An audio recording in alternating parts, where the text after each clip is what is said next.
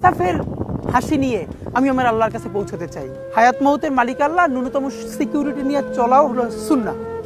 কিন্তু ক্যামেরার সামনে দাঁড়িয়ে থাকা মানুষটি তখন জানতেন না এটাই হয়তো তার জীবনের শেষ বার্তা। কণ্ঠ ছিল ধীর, চোখে ছিল গভীর ক্লান্তি, কিন্তু কথার ভেতরে ছিল অদ্ভুত এক দ্বিতা।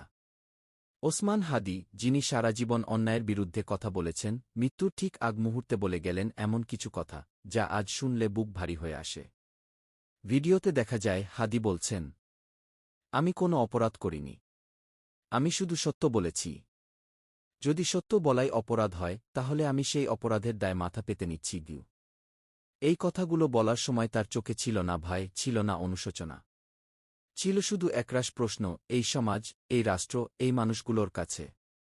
তিনি আরও বলেন, আমার কিছু হলে আমার পরিবারকে দেখবেন, আমার সন্তানের দিকে তাকাবেন। ও যেন একদিন জানতে পারে তার বাবা অন্যায়ের কাছে মাথা নত করেনি। এই একটি বাক্যেই যেন ভেঙে পড়ে সবাই। একজন মানুষ যিনি নিজের মৃত্যুর কথা ভেবে কাঁদছেন না, কাঁদছেন তার সন্তানের ভবিষ্যৎ ভেবে। ভিডিওর শেষ অংশে হাদিকে বলতে শোনা যায়, আমি চলে গেলে হয়তো অনেক কিছু চাপা পড়ে যাবে, কিন্তু সত্য কখনো চাপা থাকে না। আজ না হোক একদিন সত্য বের হবেই। এই কথাগুলো বলার সময় তার কণ্ঠ ভারী হয়ে আসে, চোখে জমে ওঠে জল। ক্যামেরার সামনে কয়েক সেকেন্ড নীরবতা, যেন মৃত্যুর আগের শেষ নীরবতা।